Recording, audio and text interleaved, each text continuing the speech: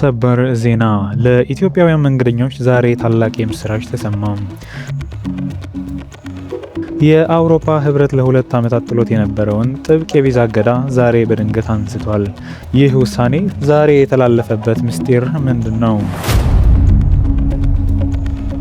በክልሎች መረጃችን ከትግራይ ክልል የወጣው አዲስ መግለጫና በአቶ ጌታቸው ረዳ የሚመራው ፓርቲ ዛሬ በመቀሌ ያደረገው ያልተጠበቀ እንቅስቃሴ፣ ከድሬዳዋስ የተሰማ አገር አቀፍ የምርት ንቅናቄ ምንድነው?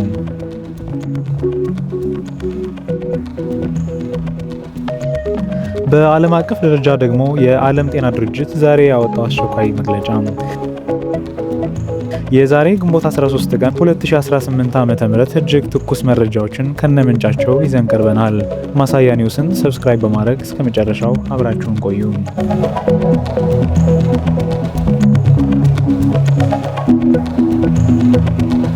የአውሮፓ ህብረት የቪዛ እገዳን ዛሬ ሙሉ በሙሉ ማንሳቱ ተሰማ። የዛሬው ትልቁና ቀዳሚ መረጃችን ለኢትዮጵያውያን ተጓዦች ታላቅ እፎይታን የሰጠ ነው።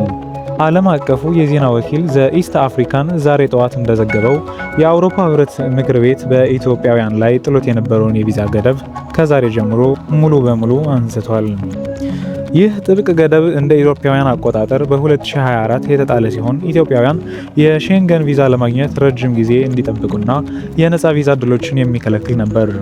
ህብረቱ ዛሬ በወጣው ይፋዊ መግለጫው እንዳለው እገዳው የተነሳው የኢትዮጵያ መንግስት ህገወጥ ስደተኞችን መልሶ በመቀበልና በማንነት ማረጋገጥ ሂደት ላይ ከፍተኛና ተጨባጭ መሻሻል በማሳየቱ ነው።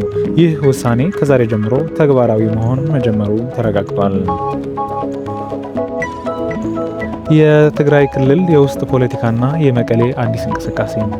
ወደ ክልሎች መረጃችን ስንሻገር በትግራይ ክልል ያለው የፖለቲካ ውጥረት ዛሬም ቀጥሏል።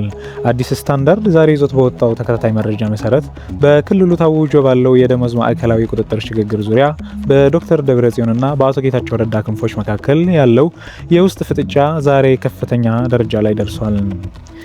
በተለይም በአቶ ጌታቸው ረዳ የሚመራው አዲሱ ፓርቲ ዛሬ በመቀሌ ከተማ ባደረገው የካድሬዎች ስብሰባ የክልሉ ጊዜያዊ መስተዳደር የህዝቡን የኢኮኖሚ ጥያቄዎችን በአስቸኳይ እንዲመልስ ጠይቋል። የፖለቲካ ተንታኞች እንደሚሉት ይህ ዛሬ የተጠናከረው ፍጥጫ በቀጣይ በክልሉ አስተዳደር ላይ ትልቅ የውሳኔ ለውጥ ሊያስከትል ይችላል።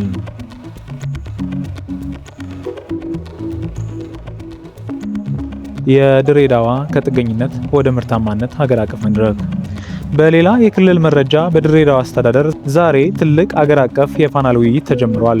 የኢትዮጵያ ዜና አገልግሎት ዛሬ እንደዘገበው ከጥገኝነት ወደ ምርታማነት በሚል መሪ ቃል የተዘጋጀው ይህ መድረክ የሀገሪቱን የግብርናና የኢንዱስትሪ ምርት አቅም በማሳደግ የውጭ እርዳታ ጥገኝነትን በዘላቂነት ለመቀነስ ያለመ ነው። በዛሬው ውይይት ላይ ከፍተኛ የመንግስት የስራ ኃላፊዎችና የኢኮኖሚ ባለሙያዎች ታድመውበታል። ዓለም አቀፍ መረጃ። የዓለም ጤና ድርጅት አስቸኳይ ስብሰባ።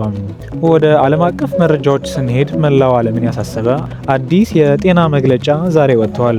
ዲሞክራሲ ናው ዛሬ ባወጣው ዘገባ መሰረት የዓለም ጤና ድርጅት በአፍሪካ ድንበሮች ላይ እየተስፋፋ ያለው የኢቦላ ቫይረስ ስርጭት ለመግታት ዛሬ አስቸኳይ የገንዘብና የሕክምና ቁሳቁስ ድጋፍ ማሰባሰብ ጀምሯል። ድርጅቱ ዛሬ በሰጠው መግለጫ ድንበር ተሻጋሪ ፍተሻዎችን ይበልጥ እንዲጠናከሩ አሳስበዋል። ውድና የተከበራችሁ የማሳያ ኒውስ ተከታታዮች ከሀገር ውስጥ እስከ ዓለም አቀፍ ያገኘናቸው የዛሬ ግንቦት 13 ትኩስ መረጃዎችን እነዚህ መስሉ ነበር።